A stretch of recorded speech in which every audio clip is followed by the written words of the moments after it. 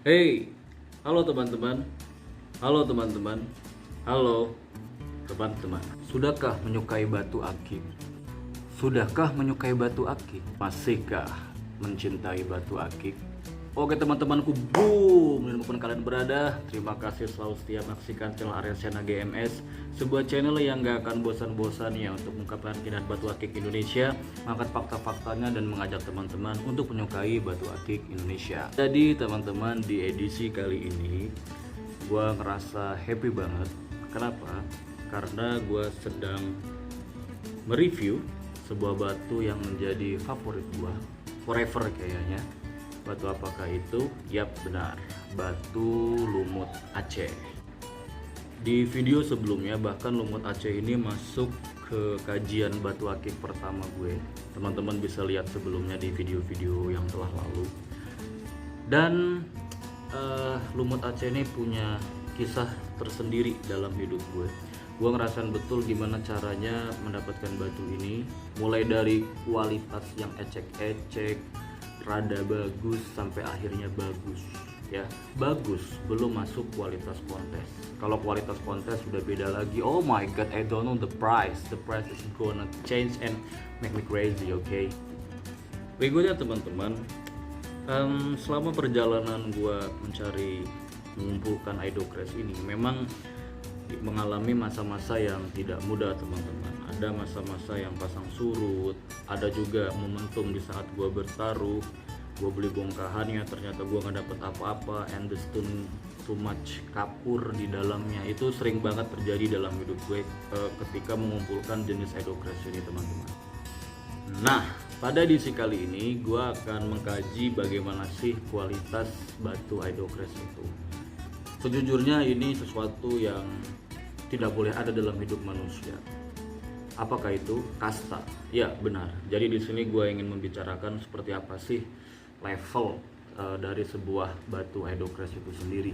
Jadi supaya teman-teman mungkin yang sudah mulai menyukai tidak tertipu, tidak salah, kemudian membeli dengan harga yang pas. Harga yang wajar itu sangat penting teman-teman. Dan gue selalu mengampanyekan kalau batu akik mau rame lagi, berikan harga yang menyenangkan. Artinya apa? Gue sering bilang di setiap video, buatlah harga dari puluhan ribu, ratusan ribu hingga jutaan. Kalau dipukul jutaan semua orang gak mampu beli, dipukul ratusan ribu semua orang kayak mau beli, kalau kayak enggak. Tapi kalau ada yang puluhan ribu, berdasarkan pengalaman gue pribadi, pertama kita bilang puluhan ribu, nanti lama-lama pelan-pelan naik. Itu yang gue rasakan. Makanya ini pesan buat para pedagang, kita bisa boomingkan lagi batu akik Indonesia ini, tapi dengan catatan melakukan hal-hal sepele seperti itu. Jadi dari teman-teman ini ada 3 buah batu, dan dalam mengkajinya tentu saja gue tetap menggunakan kaidah 4C. 4C ini adalah suatu ukuran bagaimana sih mengukur suatu kualitas batu dengan menggunakan metode 4C ini. Tapi gue pribadi mungkin tiap orang beda-beda, dan di sini gue punya pandangan sendiri. Artinya gue mengelompokkan jenis batu gue sendiri. Tentu saja kalau diadu dengan para maestro, oh my god, gue pasti kalah teman-teman. Pokoknya mereka pasti 4C ini kena semua. Dari besarnya mungkin udah besar, jernih, kemudian warnanya indah. Oh I don't know. Jadi apakah 4C itu atau 4C? 4C itu adalah yang pertama adalah cut, clarity, karat, and color. Oke, gue ulangin. Cut, clarity, karat, and color. Mulai dengan cut. Apa itu cut? Cut adalah potong. Artinya di sini kualitas gosokan si pedagang itu. Adakah retak di situ? Adakah mungkin bentuknya tidak proporsional? Atau mungkin pecah lebih fatal daripada retak? Nah itu teman-teman bisa lihat. Jadi mulai dari cut dulu. Jadi kurang lebih seperti itulah gambaran bagaimana penilaian tentang cut. Berikutnya masuk ke dalam clarity. Clarity artinya kejernihan. Jadi kejernihan di sini tentu saja apakah batunya sudah kristal atau belum, atau mungkin dia memiliki pola yang bagus, atau mungkin masih ada kapurnya dan seterusnya. Dan tentu saja tidak bisa disamakan antara batu satu dengan yang lain, tidak bisa disamakan tingkat 4C ini teman-teman. Gue harus pertegas lagi. Jadi nanti ada batu yang memang tidak tembus cahaya, jangan disamakan kok dia tidak tembus cahaya. Tidak bisa seperti itu. Jadi sekali lagi silahkan kelompokkan sesuai jenis batunya.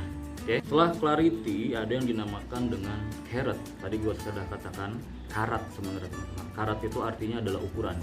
Seberapa besar batunya, besarkah, kecilkah, sedangkah, itu menjadi penilaian. Karena nanti ada batu yang mungkin indah banget tapi kecil. Nah ini kalau untuk di lingkungan kontes yang gue sering ngobrol sama mereka para pakar pendahulu dan para maestro, itu nggak kurang berarti teman-teman. Smallnya small sekali ya, bukan small yang kita lihat kecil biasa, tapi kecil banget. Itu sepertinya tidak ada nomor kontesnya. Tapi kalau kecilnya rada-rada ukuran sekitar diameter setengah senti, itu mungkin masih bisa dianggap small. Tapi kalau di bawah itu sepertinya tidak ada kelas kontes karena terlalu kecil. Gua pribadi nggak tahu, tapi yang gua tahu at least memiliki diameter setengah sentimeter atau 50 mm ya kurang lebih, atau 5 mm. I don't know, I forget about mathematics. Oh my god.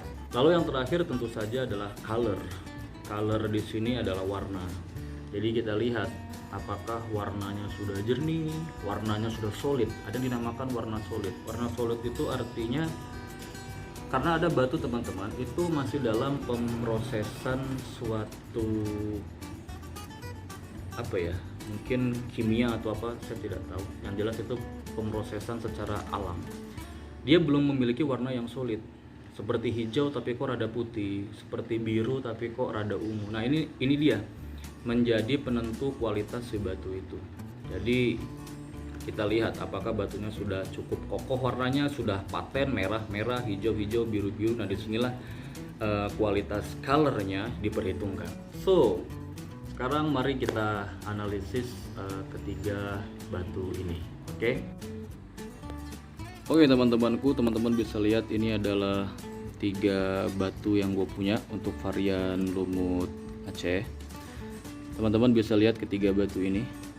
Mulai dari yang paling sini dulu. Ini teman-teman bisa lihat ya, dia warnanya hijau semua. Kemudian sejujurnya kalau dari segi, kita akan analisis ya, kalau dari segi warna dia sudah cukup solid. Hanya saja lagi-lagi kita masuk ke kategori clarity. Untuk lumut Aceh, clarity terbening itu bisa sampai seperti ini teman-teman. Jadi benar-benar bisa lumutnya itu sampai clean banget, sampai uratnya itu hampir tinggal sedikit lah, boleh dibilang begitu. Ini yang perlu teman-teman perhatikan semua ya. Kemudian ada yang di sini, nah ini tengah-tengah teman-teman. Dia sudah kategori kristal bening tapi lumutnya masih ada, jadi sudah hampir menghilang sebetulnya. Dan di sini gue punya subjektivitas sendiri untuk batu punya gue. Jadi ada kualitas D, nggak gue tampakkan di sini. Mungkin ada kualitas C, lalu B, lalu A. Itu yang gue kelompokkan sendiri teman-teman. Jadi itu terserah teman-teman. Tentu saja kalau kita sudah bicara kontes beda lagi penilaiannya. Tapi ini dari penilaian gue pribadi. Apakah teman-teman sepakat atau tidak? Yang jelas ini subjektivitas masing-masing. Pertama gue akan mulai dari yang ini teman-teman. Yang ini sebenarnya sudah cukup baik, hanya saja ini gua kelompokkan kualitas grade C karena sebenarnya Edocrest ini sudah cukup lumayan. Kemudian dia juga tembus cahaya teman-teman, tuh tembusnya juga sudah sangat plong, tapi sayang sekali dia belum mengkristal ya, belum membening. Kalau bahasa bacannya itu body glass, dia baru sebatas sudah mulai tembus cahaya sebetulnya untuk kualitas batu ini. Kalau dari segi cut bagus, tidak ada crack. Kalau dari segi clarity masih ada sedikit kapur, jadi ini cukup banyak minusnya. Lalu berikutnya kalau untuk segi color, warna sudah lumayan hijau solid, arahnya mau kemana, kedepannya dia mau jadi apa sudah terbayang metamorfosisnya. Kemudian kalau untuk carat ini masuk size kantoran lumayan lah. Oke, this is my first the grade C class. Oke, lalu berikutnya ini adalah grade B. Kalau gue nilai pertama dari segi cutnya bagus ya, gosokannya tidak ada crack di sini. Kemudian kalau dari segi kejernihannya sudah mulai lumayan, tampak teman-teman lumut-lumut yang sudah mulai menghilang. Dia sudah mulai menyebar di sekujur batu, sudah mulai menghilang ya, tapi masih ada beberapa tali air mungkin, tapi yang jelas ini sudah bagus sekali kristalnya teman-teman. Kemudian juga kalau gue lihat dari segi color, warna juga sudah mulai solid. Dia akan larinya jadi hijau, layaknya Edocrest yang lain, dia akan cenderung hijau. Lalu kemudian untuk tingkat color sudah bagus, lalu mungkin pada akhirnya gua nobatkan dia ke dalam grade B karena sudah mulai masuk kristal dan lumutnya yang perlahan-lahan sudah mulai menyebar ke berbagai mineral sehingga membuatnya nampak elegan. Oke, berikutnya ini dia the grade A. Bagi gua pribadi ini grade A. Kenapa bisa begitu? Karena batu ini, Edocrest jenis yang ini lumutnya sudah menghilang teman-teman, sudah benar-benar clean di ukuran yang cukup besar, cukup layak pakai di sini. Kemudian kita lihat juga di sini ya, warna hijaunya sudah cukup solid. Kemudian lagi kita lihat di sini tembusnya sudah tidak main-main, lumut sudah hampir vonis hilang, sudah memusat di tengah lumutnya teman-teman, bisa dilihat. Nggak usah diragukan lagi kekristalannya. Wow, it's amazing. Jadi lumutnya sudah mulai hampir menyebar ke seluruh permukaan batu dan ya boleh dibilang ini grade A. Tapi ingat, di atasnya langit masih ada langit.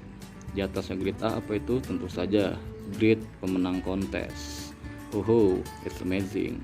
Oke teman-teman, ini adalah lumut Aceh untuk grade A punya gue. Oke teman-temanku, inilah tadi ketiga jenis Edocrest gua yang gua kaji. Ingat teman-teman bahwa di atasnya langit itu masih ada langit. Jadi ini hanya subjektivitas gua yang mengelompokkan koleksi gua di grade C, grade B, dan grade A. Tentu saja masih ada lagi nanti di atas ini yang besar, kemudian clean dan seterusnya, kelas pemenang dan kualitas yang gak akan pernah kita duga sebelumnya. Benar-benar luar biasa teman-teman.